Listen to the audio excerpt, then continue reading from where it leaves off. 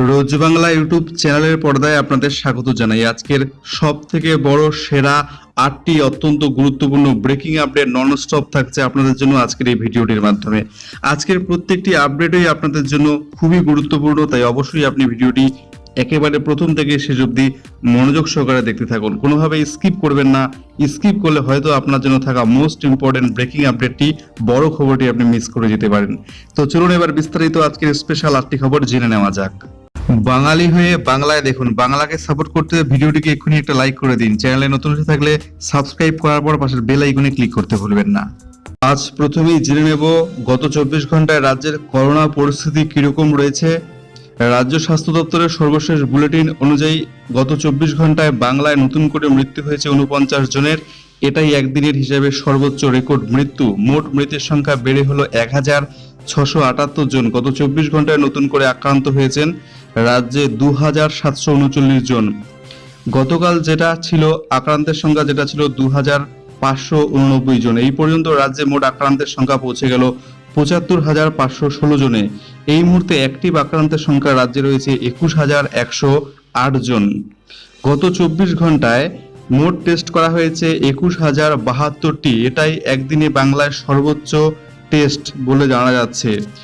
রাজ্যে গত 24 ঘন্টায় যে 49 জনের মৃত্যু হয়েছে তাদের মধ্যে কলকাতার 20 জন রয়েছে, উত্তর 24 পরগনার 14 জন, দক্ষিণ 24 পরগনার 2 জন, হাওড়ার 7 জন, পশ্চিম বর্ধমানের 2 জন, পশ্চিম মেদিনীপুরের 1 জন, মালদার 2 জন এবং দার্জিলিং জেলার 1 জন রয়েছেন। এদিকে অযোধ্যায় রাম মন্দিরে ভূমি পুজো নিয়ে রাজ্যের মাননীয় মুখ্যমন্ত্রী মমতা বন্দ্যোপাধ্যায়কে কড়া বার্তা দিলেন রাজ্যের বিজেপি সভাপতি দিলীপ ঘোষ। রাম মন্দিরের ভূমি পুজোর দিন লকডাউন তুলতে হবে রাজ্যে, মমতার উপর প্রবল চাপ বাড়ালেন বিজেপি রাজ্য সভাপতি দিলীপ ঘোষ। আগামী 5ই আগস্ট রাম মন্দিরের ভূমি পুজো, ওই দিন অকাল দীপাবলির চেহারা নেবে গোটা অযোধ্যা। সেই ঐতিহাসিক রাম মন্দিরের ভূমি পুজোর দিনে বাংলায় লকডাউন প্রত্যাহারের দাবি জানালেন বিজেপির রাজ্য সভাপতি দিলীপ ঘোষ। লকডাউন প্রত্যাহার না হলে ফল ভালো হবে না বলে হুঁশিয়ারি দিয়েছেন তিনি। করোনা সংক্রমণ রুখতে সপ্তাহে 2 দিন করে লকডাউনের সিদ্ধান্ত নিয়েছে রাজ্য। আগস্ট মাসের 5, 8, 16, 17, 23, 24 এবং 31শে আগস্ট সম্পূর্ণ লকডাউন জারি থাকছে গোটা রাজ্য জুড়ে, এমনটাই জানিয়েছে নবান্ন। আগামী 5ই আগস্ট আবার রাম মন্দিরের ভূমি পুজো অযোধ্যায়। এ প্রসঙ্গে দিলীপ ঘোষ বলেন, আমার মনে হয় এখনো সময় আছে লকডাউন তুলে নেওয়ার, না হলে কিন্তু ভালো হবে না ফল। লকডাউন তুলে নিয়ে আগে পরে করা উচিত। 5 আগস্ট সারা দেশের মানুষের কাছে গর্বের দিন, গৌরবের দিন, এমনটাই জেনেছেন দিলীপ ঘোষ। উৎসাহ উদ্দীপনার দিন, ঐতিহাসিক দিন, এমনটাই তিনি বলেছেন। ওই দিন লকডাউন করলে সরকারকে ফল ভুগতে হবে বলে তিনি হুঁশিয়ারি দিয়েছেন। তিনি বলেন, ঐতিহাসিক ক্ষণে বাংলার মানুষ সামিল হতে পারবেন না, এটা দুঃখের। যারা রাষ্ট্রীয় দিবসে লকডাউন করছেন তাদের মানুষ কিন্তু ভুলবে না এত সহজে। অযোধ্যায় বিতর্কিত জমিতে রাম মন্দির তৈরির পক্ষে রায় দিয়েছে সুপ্রিম কোর্ট। আগামী 5ই আগস্ট মন্দির নির্মাণের জন্য ভূমি পুজো করবেন প্রধানমন্ত্রী নরেন্দ্র মোদী স্বয়ং। 5 আগস্ট ঠিক 12:15টায় 40 কেজির রূপোর ইট পুঁতে মোদির হাতে ভূমি পুজোর উদ্বোধন করা হবে। প্রথমে হনুমানগড়ি মন্দিরে গিয়ে প্রার্থনা, পরে অস্থায়ী রাম মন্দিরে পুজো দেবেন প্রধানমন্ত্রী, তারপরে ভূমি পুজোর উদ্বোধন করবেন। 2 দিন আগে থেকেই অবশ্য বৈদিক মন্ত্র উচ্চারণের মধ্য দিয়ে পুজোর প্রস্তুতি পর্ব শুরু হয়ে যাবে। গোটা অনুষ্ঠানের জন্য অযোধ্যায় 2 ঘন্টা কাটাবেন মোদি। বারাণসী থেকে পুরোহিতরাও ইতিমধ্যে পৌঁছে যাচ্ছেন অযোধ্যায়। যদি আপনার কাছে থেকে থাকে বাইক, তাহলে মনোযোগ সহকারে এই ব্রেকিং আপডেটটি দেখে নিন। লোকাল হেলমেট নিয়ে করা ট্রাফিক পুলিশ, 1000 টাকা জরিমানা, যাবজ্জীবন কারাদণ্ডের সাজা। মাত্র 100 টাকায় দেদার বিকোচ্ছে লোকাল হেলমেট। একটু ভালো কোয়ালিটি হলে দাম বড় জোর 150 টাকা। জলের দর বললেও কম বলা হবে হয়তো। এবার প্রশ্ন হচ্ছে, মাত্র 100 টাকার হেলমেট কি আপনার মাথা বাঁচাতে পারবে, নাকি শুধুই জরিমানা থেকে বাঁচতে ঝুঁকির দিকে আপনি ঝুঁকছেন? গোটা দেশ জুড়ে চালু হয়েছে নতুন ট্রাফিক আইন, যার জেরে ট্রাফিক আইন ভাঙলে জরিমানার অঙ্কটা হচ্ছে মোটা সোটা। এমনকি কোম্পানির হেলমেট তৈরি করা এবং বিক্রি করার জন্য নতুন আইন জারি করেছে কেন্দ্র সরকার। লোকাল হেলমেট পরে বাইরে বের হলে দিতে হবে এবার 1000 টাকা জরিমানা। পাশাপাশি লোকাল হেলমেট প্রস্তুতকারকদের 2 লাখ টাকা জরিমানার পাশাপাশি হবে এবার থেকে জেল। পরিসংখ্যান বলছে প্রত্যেক দিন কমপক্ষে 50 জন করে লোকাল হেলমেট এবং বিনা হেলমেট বাইক আরোহীর পথ দুর্ঘটনায় মৃত্যু হয় প্রত্যেক জেলায়। এই সংখ্যা ক্রমেই বেড়ে চলেছে, সেই কারণেই কড়া আইন লাগু করার সিদ্ধান্ত নেওয়া হয়েছে। এই সিদ্ধান্তে বিএসআই আইন শামিল করা হয়েছে। আগামী মাস থেকে এই আইন গোটা দেশে লাগু হতে চলেছে। নতুন সিদ্ধান্ত অনুযায়ী যেসব কোম্পানি হেলমেট তৈরি করবে তাদের বিএসআই এর থেকে অনুমতি নিতে হবে এবং হেলমেটের কোয়ালিটি কেমন তা তাদের কাছ থেকে পরীক্ষা করিয়ে নিতে হবে।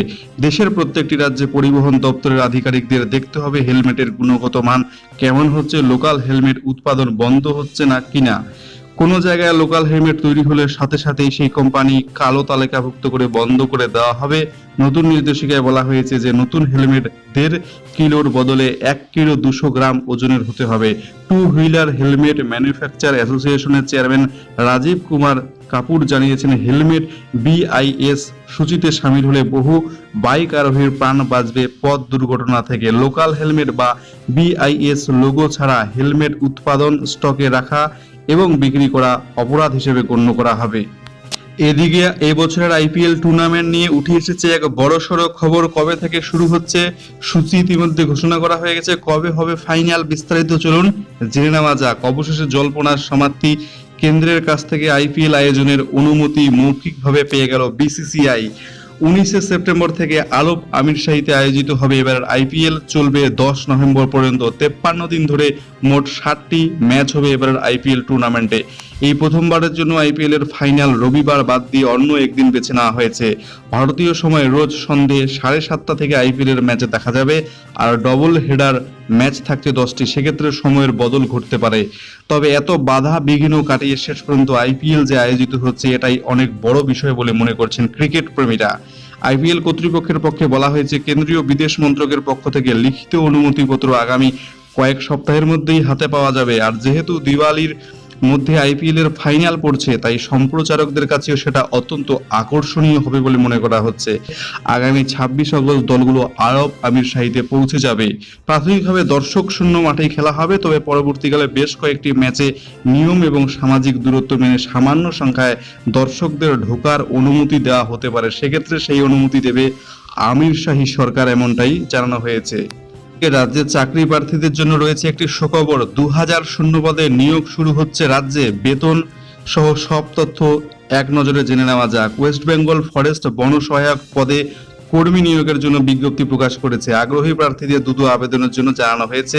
প্রায় 2000 পদের জন্য এই বিজ্ঞপ্তি প্রকাশ করা হয়েছে। প্রাথমিকভাবে অস্থায়ী ভিত্তিতে 1 বছরের জন্য নিয়োগ করা হবে, পরবর্তীকালে সেই মেয়াদ আরো বাড়ানো হবে। আগ্রহী প্রার্থীদের দ্রুত আবেদনের জন্য জানানো হয়েছে। আবেদনের শেষ তারিখ 6/8/2020। মোট শূন্যপদ 2000টি রয়েছে। শিক্ষাগত যোগ্যতা কমপক্ষে ক্লাস 8 পাশ করে থাকলে বা 8ম শ্রেণী পাশ করে থাকলে কিন্তু আপনি আবেদন করতে পারবেন। এছাড়া প্রার্থীদের পশ্চিমবঙ্গের স্থায়ী বাসিন্দা হতে হবে, তাহলে আবেদন করা যাবে এই পোস্টগুলোর জন্য। আপনার বয়স হতে হবে 18 থেকে 40 বছরের মধ্যে। মাসিক বেতন আপনি প্রতি মাসে পেয়ে যাবেন 10,000 টাকা করে। আগ্রহী প্রার্থীদের বিস্তারিত তথ্য জানার জন্য আপনাকে যেতে হবে www.westbengalforest.gov.in এই ওয়েবসাইটে আপনি চোখ রাখুন, সেখান থেকে আপনি কিন্তু বিস্তারিত তথ্য জানতে পারবেন। এসেছে একটি অত্যন্ত বড় ব্রেকিং আপডেট। বড় বড় সেলিব্রিটিদের পর এবার করোনায় আক্রান্ত হলেন দেশের কেন্দ্রীয় স্বরাষ্ট্রমন্ত্রী অমিত শাহ। ভর্তি হসপিটালে। করোনা আক্রান্ত কেন্দ্রীয় স্বরাষ্ট্রমন্ত্রী অমিত শাহ রবিবার দুপুরে টুইট করে নিজে এই খবর তিনি জানিয়েছেন। বিজেপির প্রাক্তন সর্বভারতীয় সভাপতি দিল্লিকে করোনা মুক্ত করতে সামনে থেকে তিনি নেতৃত্ব দিচ্ছিলেন। দিন কয়েক ধরে তার নিজেরই করোনা উপসর্গ দেখা দেওয়ায় কোভিড পরীক্ষা করান। এদিন দুপুরে তার পরীক্ষার রিপোর্ট আসে। আপাতত দিল্লির এইমস হসপিটালে চিকিৎসাধীন রয়েছেন তিনি। তার দ্রুত আরোগ্য কামনা করে ইতিমধ্যেই টুইট করেছেন বাংলার মুখ্যমন্ত্রী মমতা বন্দ্যোপাধ্যায়। রবিবার দুপুরে নিজেই টুইট করে করোনা আক্রান্ত হওয়ার সেই খবর জানান অমিত শাহ। লেখেন, কয়েকদিন ধরে করোনা উপসর্গ দেখা দিচ্ছিল, তাই নিয়ম মেনে করোনা পরীক্ষা করাই। তাতে দেখা যায় আমি করোনা পজিটিভ, শরীর সুস্থই রয়েছে, চিকিৎসকদের পরামর্শ মেনে হাসপাতালে ভর্তি রয়েছি। একই সঙ্গে গত কয়েকদিন যারা তার সংস্পর্শে এসেছেন তাদের আইসোলেশনে থাকার পরামর্শ দিয়েছেন কেন্দ্রীয় স্বরাষ্ট্রমন্ত্রী। প্রয়োজনে পরীক্ষাও করাতে পরামর্শ দিয়েছেন তিনি। এই প্রথম কেন্দ্রীয় মন্ত্রিসভার কোন সদস্য করোনা আক্রান্ত হলেন। স্বভাবতই এই ঘটনা আতঙ্ক ছড়াচ্ছে।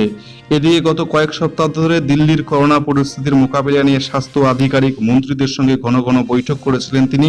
এমনকি একাধিক হাসপাতালের পরিস্থিতি সরেজমিনে খতিয়ে দেখেছিলেন। আবার বাংলার বিজেপির কয়েকজন সাংসদের সঙ্গেও বৈঠক সেরেছিলেন তিনি। ফলে বহু মানুষ তার সংস্পর্শে বেশ কয়েকদিন আগে কিন্তু এসেছেন। বলে মনে করা হচ্ছে আগামী 5 আগস্ট তার রাম মন্দিরের ভূমি পুজো যাওয়ারও কথা ছিল, সেখানে তিনি হাজির থাকতে পারবেন না।